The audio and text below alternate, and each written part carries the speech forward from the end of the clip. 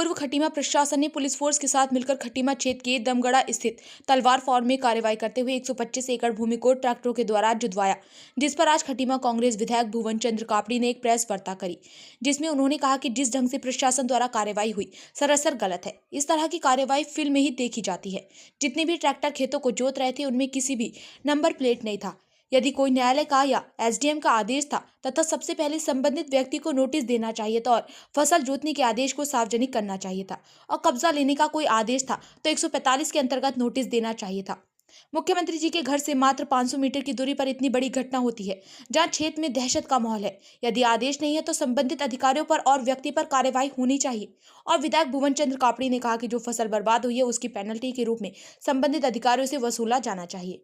खटीमा में खुलेआम माफिया राज चल रहा है और सीबीआई जांच की मांग की है और कहा कि इस मामले को विधानसभा में उठाया जाएगा। जिला अध्यक्ष यूथ कांग्रेस नरेंद्र आर्य, राजकिशोर सक्सेना, नासिर खान, राजू सोनकर सहित कई कांग्रेसी नेता मौजूद रहे।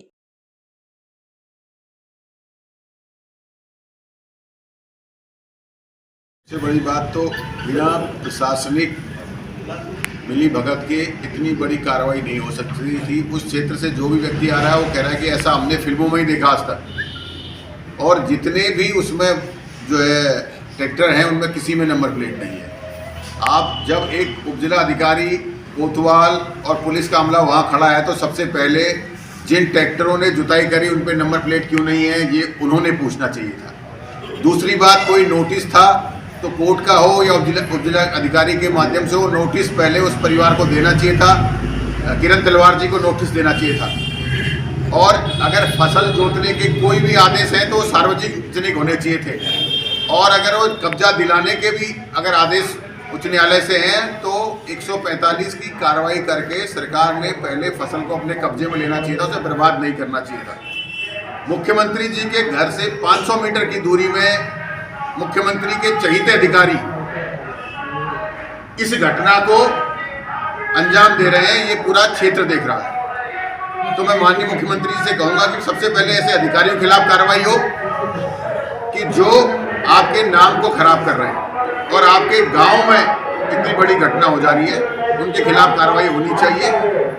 और उनसे पूछा जाना चाहिए कि बिना नंबर प्लेट की गाड़ी अगर कोर्ट का भी अगर आदेश है तो आपने उनको कैसे आने दिया, और अगर नहीं आदेश है तो इतनी घटना को सरकारी अधिकारी क्या बदमाशों का रोल प्ले कर रहे हैं।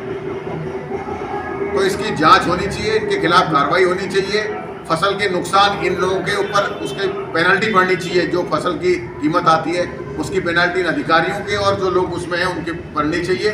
उन सारी ट्रैक्टरों की जांच होनी चाहिए। सोशल मीडिया में खटीमा का ऐसा भय का माहौल बना हुआ है, जो भी बात कर रहा है कि ट्रैक्टर खुलेआम चल रहे हैं, ऐसी गुंडागर्दी फिल्मों में देखने को मिलती थी, खटीमा में मुख्यमंत्री जी के गाँव में देखने को मिल रही है। तो ये दुर्भाग्यपूर्ण है, इसकी जाँच होनी चाहिए। और जो लोग इस घटना में ये कहते हैं कि भाई हमारी ज़मीन है और तलवार फार्म वाले ने वो ज़मीन हमें लौटा नहीं रहा, तो उन लोगों को आना चाहिए या सार्वजनिक होना चाहिए। अगर वो सही है तो हम सब उनकी भी मदद करेंगे, लेकिन जो तरीका है, जो प्रशासन का इन्वॉल्वमेंट है, वो साफ साफ दिखा रहा है कि ये लोग गलत हैं। वहीं किरण तलवार देखिए, जो 60 साल तक कहाँ थे क्या थे वो सेकंड मैटर है, आएंगे तो पता चलेगा कहाँ थे। लेकिन ये किसी को अधिकार नहीं है किसकी बोई हुई फसल को रौंद दिया जाए। मेरी विधानसभा में ये घटना घटी है और ये बड़ा दुर्भाग्यपूर्ण है कि हमारी विधानसभा में माफिया राज हावी होते जा रहा है और पुलिस प्रशासन की सह से हो रहा है। अब सारे, मैंने पत्रकारों से ही पूछा, जिला अधिकारी ने कोई जवाब नहीं दिया, किसी पत्रकार से बातचीत नहीं करी, वो अपने घर से हल्द्वानी चले गए। एसएसपी और डीएम के बता रहे हैं कि मोबाइल बंद है, कोई रिस्पॉन्स नहीं आया। इतनी बड़ी घटना हो जाती है और अधिकारी हीला हवाली कर रहे हैं या आ नहीं रहे, तो इसका सीधा सीधा मतलब है उनका इन्वॉल्वमेंट। आप इस बात सवाल जरूर लगाऊंगा और उम्मीद करूंगा कि विधानसभा अध्यक्ष जी और मुख्यमंत्री जी इस सवाल को जरूर स्वीकारेंगे और विधानसभा में मुझे इस सवाल पर चर्चा करने का मौका देंगे।